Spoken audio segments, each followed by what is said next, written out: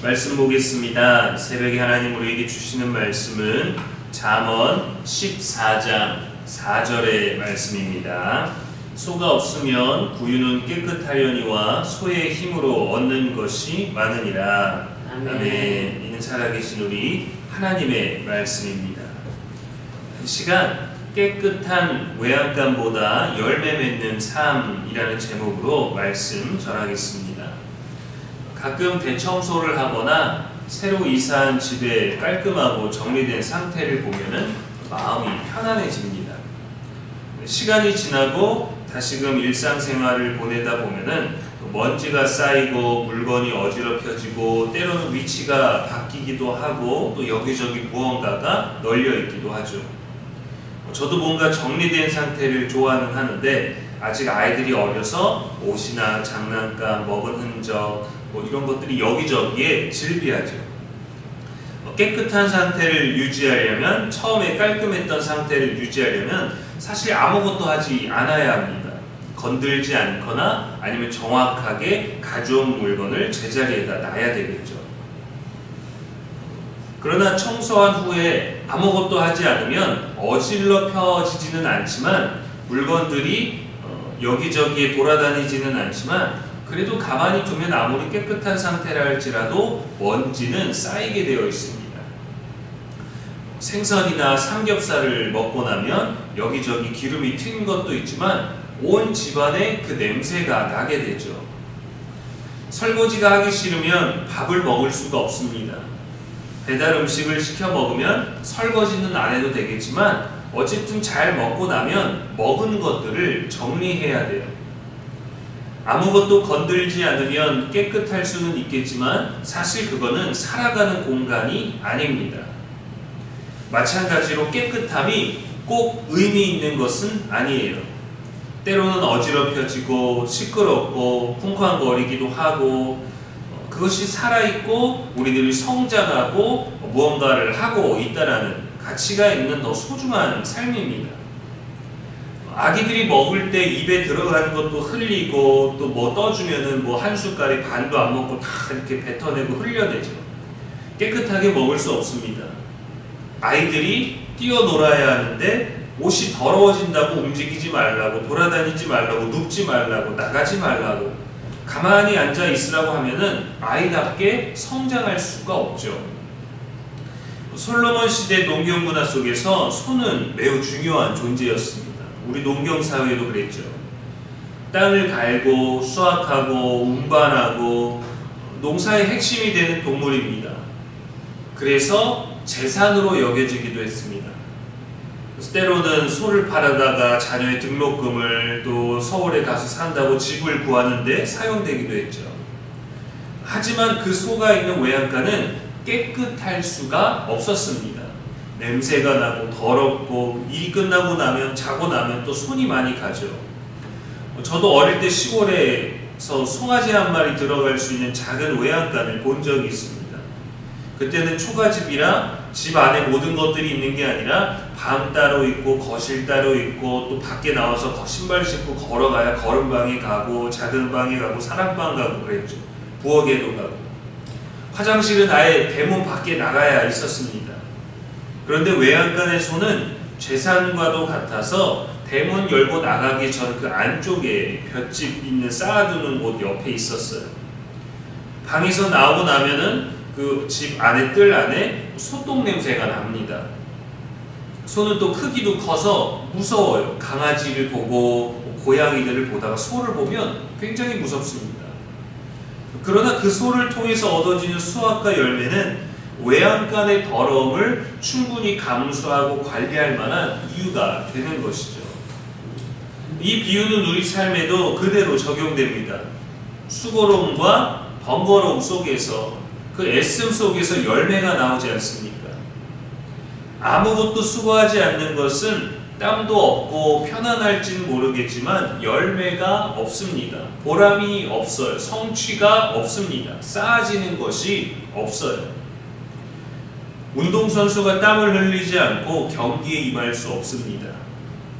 완성된 음식은 깔끔하고 맛깔스럽게 나오지만 요리 과정은 불 때문에 위험하기도 하고 또 칼이나 그릇이나 재료나 또 얼마나 복잡합니까?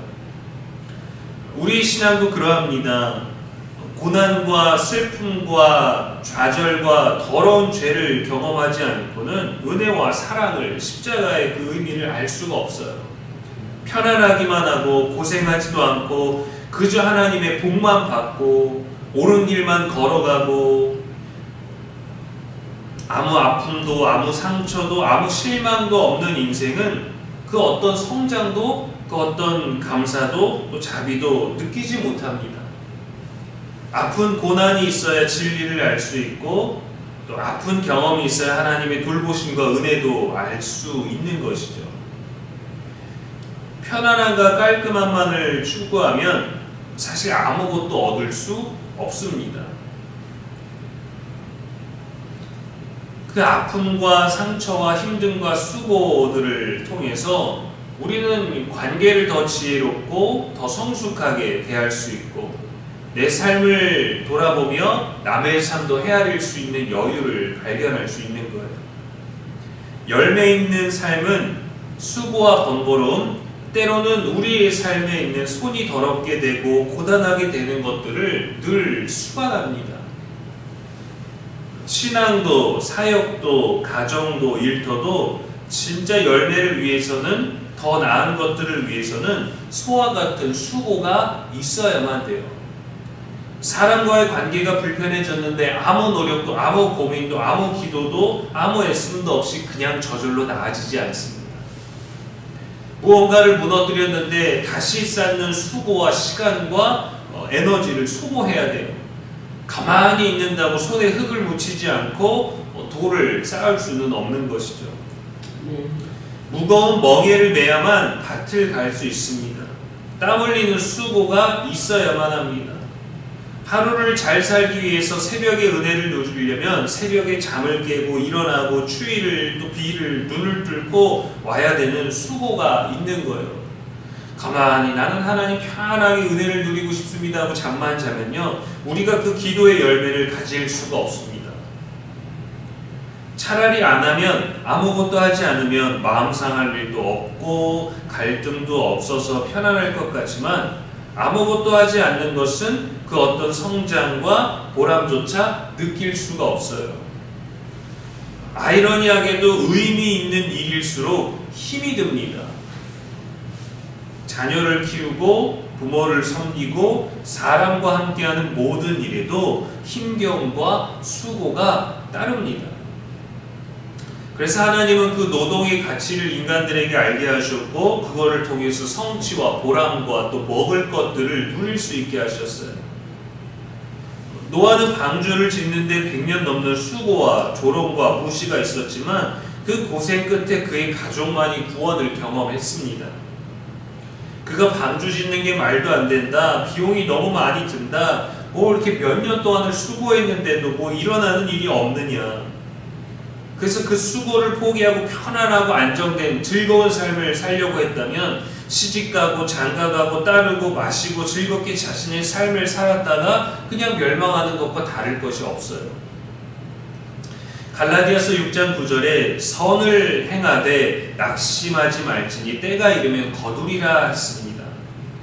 아무것도 하지 않고 거둘 수 없어요. 선을 행하고 나를 깎고 나의 교만을 꺾고 나의 이기심을 버리고 나의 자만한 것들을 내려놔야 그래야 우리 자녀들이 성장하고 그래야 우리 주변 사람들이 살아나고 그래야 우리가 주변 사람들을 돌보고 더 나은 관계로 나아갈 수 있는 것입니다. 아무런 선도 행하지 않고 아무런 액션도 취하지 않고 그저 누리고 얻고 받고 쌓고만 싶은 것은요 그거는 하나님을 멸시하는 거예요. 거짓된 거예요. 고린도전서 15장 58절에 항상 주의 일에 더욱 힘쓰는 자들이 되라 라고 했습니다. 힘쓰는 자가 돼야 그 힘쓴 수고에 무언가를 얻죠. 얻는 게 없어도 내가 수고하는 것 자체가 보람이 될 수도 있는 겁니다. 그런데 내가 불편하다고 하지 않으면 편안해지나요? 아니에요. 내가 불편하고 내가 하기 싫어서 안 하면 그것이 나중에 하지 않은 것 때문에 더 스트레스가 되기도 합니다. 아무것도 안 하면. 누군가 불편한 언어와 관계를 통해서 뭐 연락을 안 하게 되고 말을 안 하게 되고 만나지 않게 되고 그러한 관계를 그냥 두면 시간이 지나면 편안해지겠지, 연락이 알아서 오게 되겠지가 아니라 그 기간 동안에 나는 계속 불편한 거예요. 근데 나중에 연락이 오든지 내가 연락을 하든지 그 어떤 불편함과 그 수고와 내 손에 뭔가 진흙을 묻히는 그 애씀이 있을 때, 그리고 나면요 생각보다 어렵지 않게 이 일이 우리들에게 편안함을 줍니다. 그건 뭐예요? 내 손에 진흙을 묻히는 거예요. 수고해야 되는 거예요. 그 노력으로 얻는 것은 많습니다. 근데 편안하려고 불편하기 싫어서 아무것도 하지 않는 건 에라 모르겠다고 편안한 일상이 사라지는 게 아니라 오히려 그것이 우리를 불편하게 하고 걸리적거리게 합니다. 죄가 그런 거예요. 죄가 우리 안에 있는 이기적인 것들, 하나님의 말씀을 준행하지 않는 것들, 옳은 일을 행하지 않는 것들, 선을 행하지 않는 것들, 친절하게 하지 않는 것들, 그냥 내가 외면하면 끝날 것 같지만 외면하는 시간 자체가 우리들에게 불편함을 줘요. 그래서 그것들을 극복하려는 수고, 그것들을 이겨내고 바로잡고 옳게 하고 하나님의 뜻을 행하려는 수고는 힘들지만 우리를 어렵게 하고 또 많은 고민 속에 괴로움을 주게 하지만 행하고 나면 평안함이 있습니다. 남이 수고해 주길 바라지만 남의 수고보다 우리가 수고해서 얻는 것이 또 우리가 더 당당할 수 있어요. 내가 했다라는 것들, 내가 하니까 되더라는 그 자신감도 없는 거거든요. 젊은 사람들이 돈은 많이 벌고 싶은데 힘든 일은 하고 싶어 하지 않잖아요. 그게 왜 그렇습니까? 그 대가, 그 가치를 잘 모르는 거예요. 남들은 별로 일을 안 하면서 많이 버는 것 같은데 나는 많이 하고도 조금 버는 어떤 열등감, 비교의식 때문에 일하기가 두려워지죠. 그렇게 조금 쌓아서 내가 언제 할까? 그렇게 수고해갖고 저 사람만큼 이룰 수 있을까?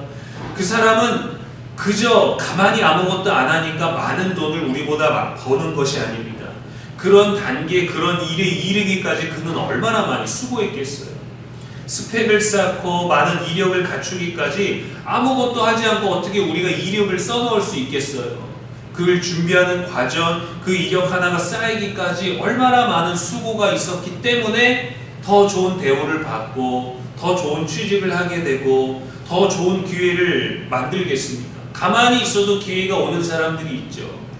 그러나 아무것도 하지 않으면 아무것도 얻을 수 없는 것은 하나님이 이 땅 가운데 우리에게 주신 수고입니다. 하나님 나라도 신앙도 똑같아요. 가만히 하나님 감사합니다만 하고 있는다고 우리들에게 은혜가 오지 않습니다. 구해야 되거든요. 여러분 기도도 많이 하면요 땀이 나요. 기도도 아주 간절히 하면요 아무것도 안 하고 뛰어다닌 것도 아니고 무릎 꿇고 가만히 앉아서 소파에 앉아서 기도해도 간절하게 기도하면 땀이 납니다. 근데 그리고 나면요 아유 뭐 기도했는데 이렇게 땀이 나고 불편한 게 아니라 기도를 해서 얻는 땀에도 보람이 있어요. 2시간, 3시간 빡세게 기도하고 깊이 기도하고 간절히 기도하고 땀을 흠뻑 흘리고 그리고 나서 저는 불평하는 사람을 본 적이 없습니다. 왜냐하면 그 기도의 가치를 알기 때문에. 내가 편안하게 앉아가지고 다리 꼬고 차차 마시면서 아이고 하나님 아버지 오늘도 우리 자녀들 편안하게 하시고 내 삶도 편안하게 해주십시오 하면요 내가 불편해요. 왜? 하나님께 이렇게 기도하는 게 맞나 싶죠. 일상을 보내다가 하나님 커피도 맛있네요. 내가 소파에 앉을 수 있어서 감사합니다. 그 순간들의 기도는 할 수 있겠죠. 근데 우리 인생과 우리 자녀와 우리의 어떤 다양한 모든 가문과 친척들과 사랑하는 모든 자들과 교회를 위해서 기도하는데 그렇게 편하게 기도하면 내가 불편해요. 간절하게 땀 흘리고 기도하잖아요. 그러면 그 기도가 그 땀 흘린 자체가 보람이 됩니다. 내가 이렇게 열심히 기도했구나. 내가 이렇게 열심히 애썼구나 하는 것들 말이죠. 수고하는 우리의 일상에 또 함께 수고하고 있는 자들의 그 귀한 격려와 고마움의 가치를 언어로 자주 표현하십시오. 말의 힘이 큽니다. 내가 하고 싶은 말을 하라는 게 아니에요. 내가 해야 되겠다라고 느끼는 말을 하라는 게 아니에요. 하나님은 어떤 말을 원하십니까? 하나님은 내게 무슨 말을 해주실까?